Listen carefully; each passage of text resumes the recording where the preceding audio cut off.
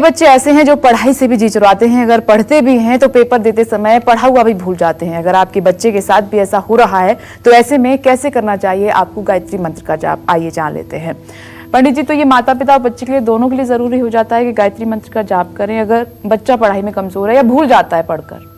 देखो, ऐसा है, माता या पिता जब करते हैं तो उस घर का वायुमंडल सकारात्मक हो जाता है और उस सकारात्मक वायुमंडल में जब बच्चा रहता है तो वो प्रसन्न रहता है और उसका दिमाग अच्छा चलता है। रही बात बच्चों की, बच्चों का अगर पढ़ाई में मन नहीं लग रहा है तो इसका मतलब या तो बुध और या तो सूर्य, दोनों में से कोई ग्रह ऐसा है जो कि बच्चे को प्रभावित नहीं कर पा रहा है और बच्चे में एकाग्रता नहीं आ पा रही है, मन भटक रहा है। तो ऐसे में जो पढ़ने वाले लोग हैं और खास करके जो बच्चे 8 साल से ज्यादा वय के हैं, 8 साल से ज्यादा उम्र के हैं और लिख भी नहीं पाते हैं, तो ऐसे बच्चों को हर दिन गायत्री मंत्र का जप कराना चाहिए। और ज्यादा परेशानी हो तो गायत्री मंत्र के आगे और पीछे ऐम, ये सरस्वती का बीज मंत्र है, इस मंत्र को लगाते हुए जप करवाना चाहिए।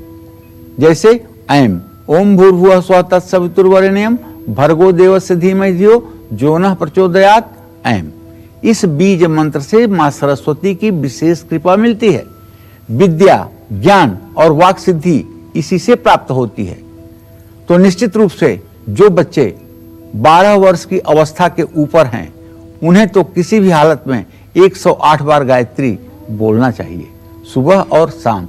जरूरी नहीं है पूजा स्थान में बैठ करके ही बोलो, जैसे भी बोलोगे इसके 24 अक्षर आपके शरीर के 24 स्थानों पर जाकर के सकारात्मक प्रभाव डालेंगे और आपका सातों चक्र एक्टिवेट होगा, आपके चेहरे की चमक अपने आप बढ़ जाएगी। जय मां विंध्यवासिनी। और अब बात करेंगे आपकी सेहत की कि जिन लोगों की सेहत बहुत खराब है, दवाई खाकर भी आराम आपको बिल्कुल नहीं मिल रहा है, ऐसे लोगों को गायत्री मंत्र के जाप से कैसे लाभ मिल सकता है, आइए जान लेते हैं।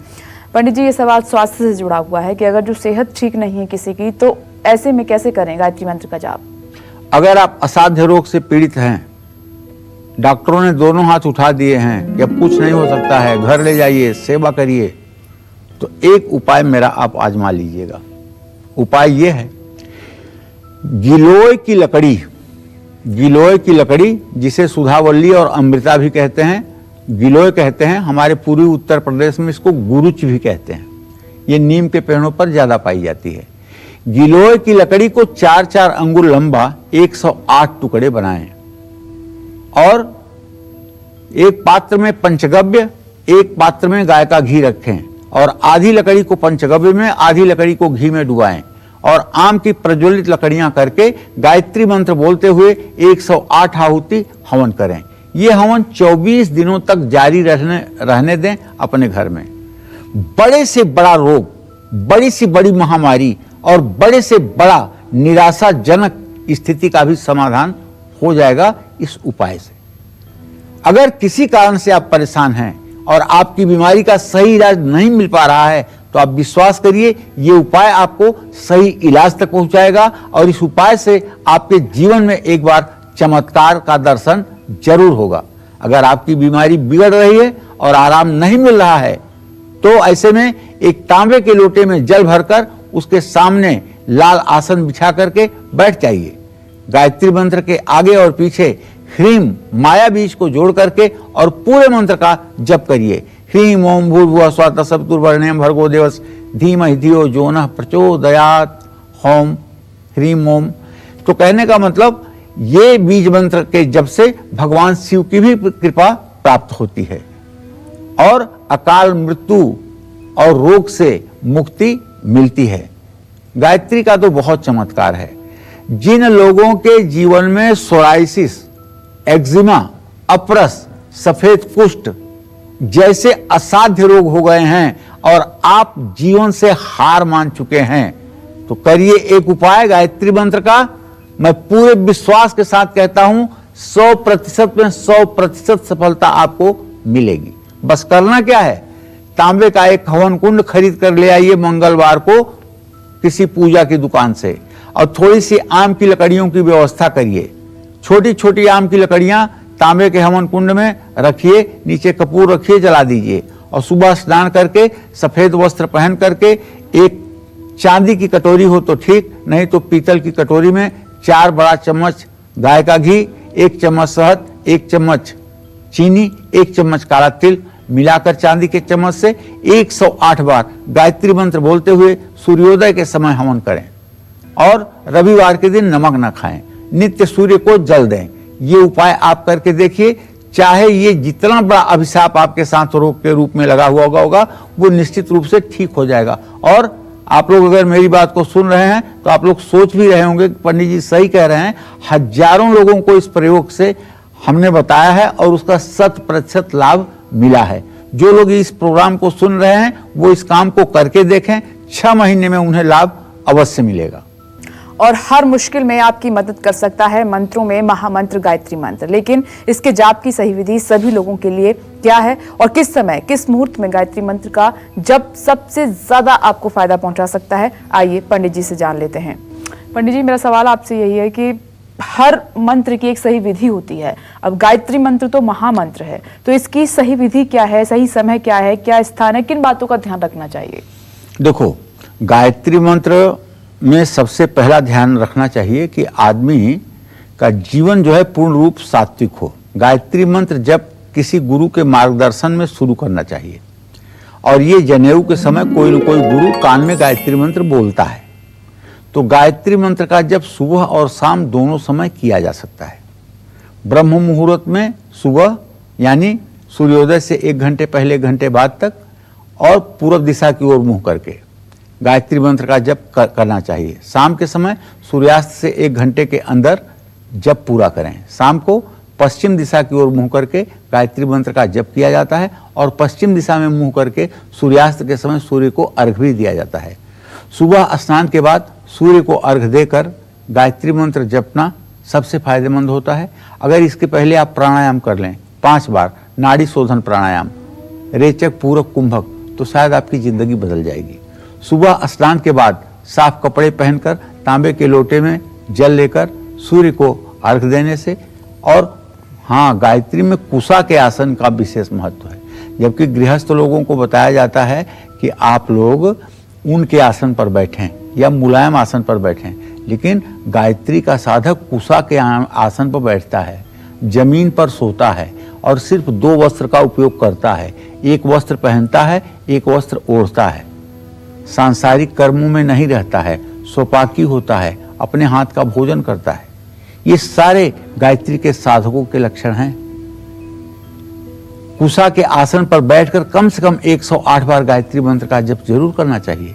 गायत्री मंत्र का जप रुद्राक्ष की माला पर, चंदन की माला पर, तुलसी की माला पर हो सकता है और किसी भी मात्रा में किया जा सकता है। एक बात जरूर है, आपको बताऊं, ब्रह्म वैवर्त पुराण में लिखा हुआ है कि गायत्री के मंत्र में वरेण्यम, जप में वरेण्यम कहने से ब्रह्महत्या का दोष लगता है।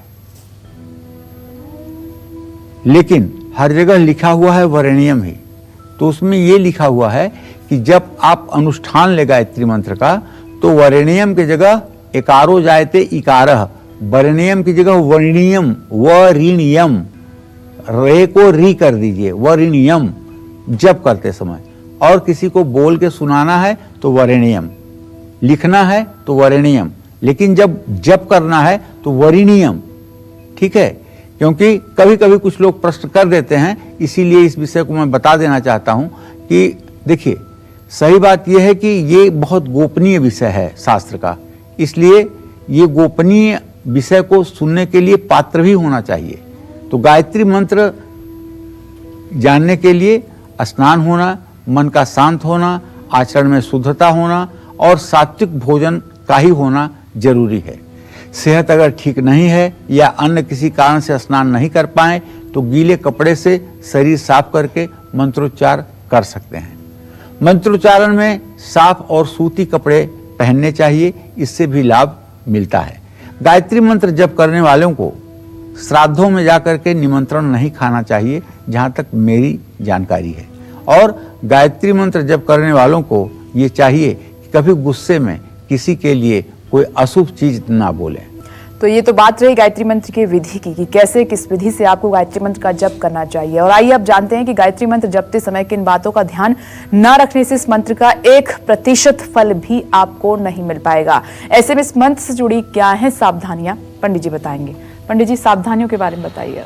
देखिए, गायत्री मंत्र का जप करते समय जो सावधानियां हैं उन्हें आप जानिए। गायत्री मंत्र का जप करने से आपका खान पान पहले से ही शुद्ध रहना चाहिए, लेकिन जिन लोगों का सात्विक खान पान नहीं है वो भी गायत्री मंत्र जप कर सकते हैं, इसलिए वो तब सात्विक हो जाएंगे।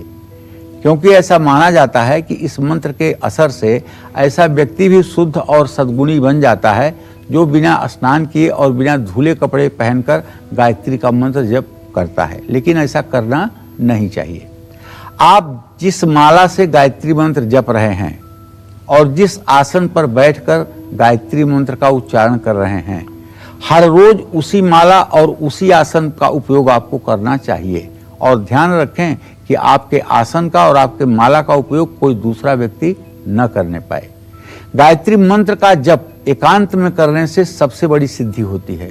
और जाप के समय ध्यान मुद्रा में रहना चाहिए, अर्थात दाहिने हाथ में तो आपकी माला होगी, बाएं हाथ में तर्जनी उंगली से आपकी अंगूठे का स्पर्श होगा और इसे इस तरह से रख करके और तब आप मंत्र जप करेंगे। सुबह मंत्र जप करते हुए माला अपने नाभि के सीध में रखेंगे। दोपहर को जप करते समय माला अपने हृदय के सानिध्य में रखेंगे और शाम को जप करते समय माला अपने नासिका के सीध में रख करके तब जप करेंगे। तो देख लीजिए, सुबह शाम दोपहर में माला की स्थिति बदल रही है, तो इसी हिसाब से जप करना चाहिए। और जो लोग गायत्री मंत्र का जप नहीं कर सकते, क्या वो गायत्री मंत्र लिखेंगे तो उनको उतना ही लाभ मिलेगा? गायत्री मंत्र लिखने के क्या है लाभ, आइए जान लेते हैं। पंडित जी, अगर कोई गायत्री मंत्र का जप नहीं कर सकता, अगर वो लिख सकता है तो क्या उतना ही लाभ मिलेगा? जी, उतना ही लाभ मिलेगा, उसमें कोई संदेह की बात नहीं है। मंत्र जाप की तुलना में मंत्र लेखन का फल 100 गुना ज्यादा है। आंख, मन, हाथ और मस्तिष्क सब गायत्री मंत्र पर कंसंट्रेट होते हैं, एकाग्र होते हैं, तब लिखावट होती है, जिससे चित्र एकाग्र हो जाता है और एकाग्रता बढ़ती चली जाती है। जिस स्थान पर बैठकर व्यक्ति हर रोज मंत्र लिखता है, वहां एक सूक्ष्म शक्ति का प्रभाव और एक सकारात्मक प्रभाव अपने आप प्रकृति पर होने लगता है। दिव्य वातावरण बन जाता है, जो व्यक्ति को साधना के क्षेत्र में सफलता दिलाने में सहायक होता है। मंत्र लेखन से चिंताएं खत्म होती हैं और मन शांत रहता है। मंत्र योग का ये तरीका है, मंत्र की तुलना में ज्यादा फायदेमंद मंत्र का लिखना होता है। जो लोग नित्य राम राम लिखते हैं, जो लोग नित्य ओम ओम लिखते हैं, उन लोगों का जीवन और उन लोगों का जन्म लेना दोनों प्रकार से सार्थक है। जय मां विंध्यवासिनी।